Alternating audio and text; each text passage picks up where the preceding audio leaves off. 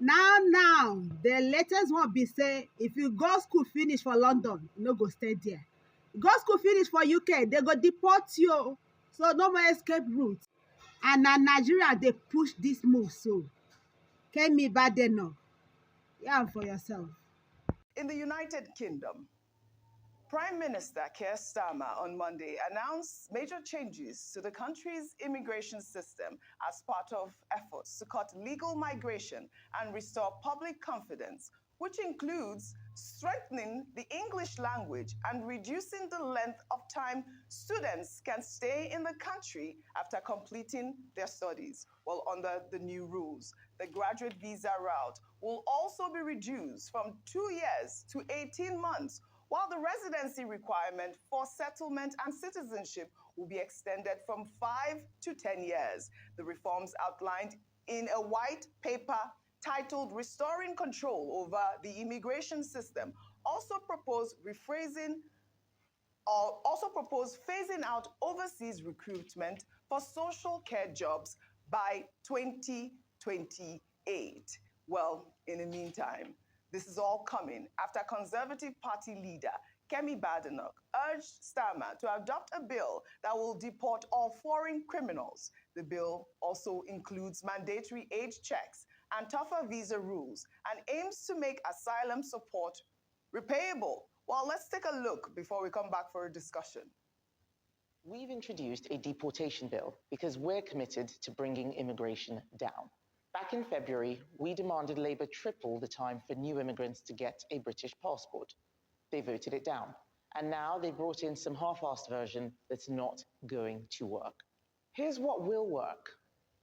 Deport all foreign criminals. Mandatory age checks. No more pretending to be kids.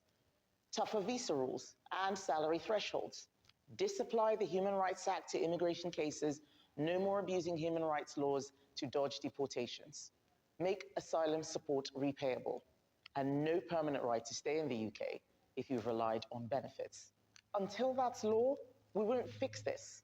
Labour should adopt it now. It's time to get tough. That's what the Conservatives' deportation bill delivers, and we're going to go further. Our country is a home, not a hotel, and if we don't defend it, no one else will. All right. You know I'm coming to you, our international correspondent, on this topic. Absolutely. I wanted to go to Rufai, but we are still waiting for connection with Rufai. But, since you are British and you know these stories, in fact, I'd like for you to tie in both stories because we wanted to take Kemi Badenoch, making this whole immigration issue her brand. And she talked about the fact that by this year, 2 million 2 million migrants will become British citizens, and she's not really happy with that. Well, not happy at all. First and foremost, that's no bad thing if people are legally becoming citizens. I think that's the whole point, that you want legal migration, you want people with talent to come into the country and receive citizenship off the back of it. It is unfortunate that Kemi herself, as you've said, has made this her personal brand because she is the person who has benefited personally from being able to be an immigrant, from having these opportunities. And it is unfortunate, we do see this a lot, that people come into the country, are able to reap the benefits of the United Kingdom and then close the door behind them. That is unfortunate. It is being a gatekeeper and it is very sad.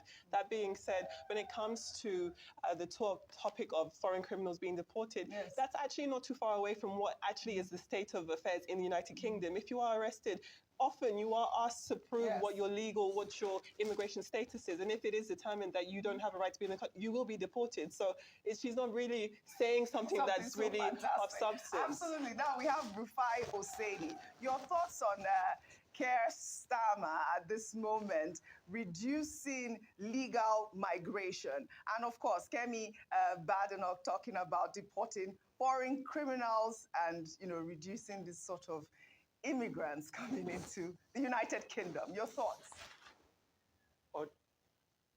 Oji, the truth is painful, but I love to say it.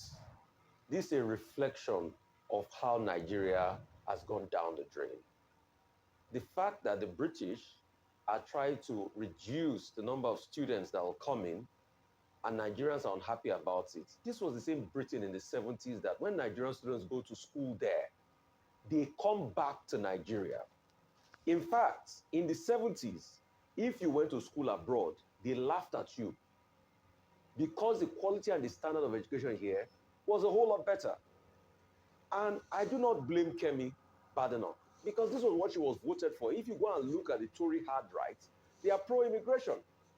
And as immigration numbers keep going up, they don't want people to come to their country. So they will try as much as possible to siphon opportunities like social care and the likes, just to be able to discourage people. The question is, when are we going to fix our country? In the 1970s, the dollar was less than the naira. Today, it's 1,600. Audrey, we are talking about educational system. Educational system is so bastardized today, and I think JAM needs to also investigate, because those students who have a point as regards, there might probably be a technical.